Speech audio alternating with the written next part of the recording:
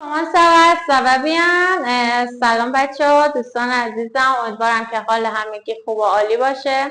بچه ها من اینجا هستم که در واقع زبان شیرین فرانسه رو در واقع به شما یاد بدم. امیدوارم که زبان فرانسه، زبان شیرین و خاص فرانسه رو در واقع شما بتونید در کمترین زمان ممکن با آموزش هایی که من میدم یاد بگیرید. اوکی؟ البته با تمریناتی که میگم توی خونه انجام بدید تا به خوبی و به راحتی زبان فرانسه رو یاد بگیرید. اوکی؟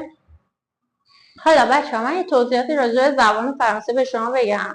بچه زبان فرانسه زبان خاصی هستش و خیلی هم شیرین و جذابه و خودتون اگه یاد بگیرید متوجه حرفای من میشید. هرچی که جلوتر بریم شما بیشتر دوست دارید یاد بگیرید. اوکی؟ ولی زبان فرانسه حالا با زبان انگلیسی، حالا من مثال میزنم که چون زبان انگلیسی رو اکثرا بلدن، با زبان انگلیسی کاملا متفاوته. زبان فرانسه گرامر فراری داره و شما باید اول گرامرش رو بلد باشید تا بتونید به خوبی صحبت بکنید. پس بچه‌ها با من همراه باشید تا تمام جلسات و به خوبی گوش بدید، تمرین کنید، تکرار کنید تا به خوبی یاد بگیرید.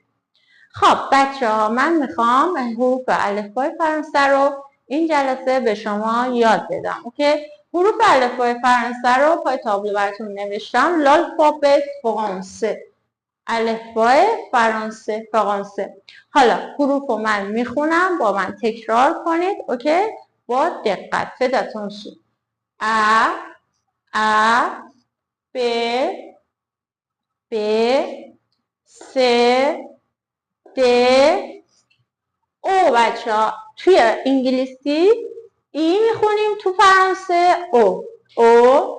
اف ژ اش. توی انگلیسی اچ، تو فرانسه اش. ای توی انگلیسی، تو زبان انگلیسی آی، توی زبان فرانسه ای جی کا ال ام ان او پ کو. توی انگلیسی کو رو میخونیم کیو، توی فرانسه در زبان فرانسه کو. اوکی؟ کو آر، تو زبان انگلیسی آر، تو زبان فرانسه اق. بچه ها اس ت او، یو انگلیسی، او فرانسه. یه مقدار لبون کشیم پایین، تلفظ میکنیم او تو زبان فرانسه. او و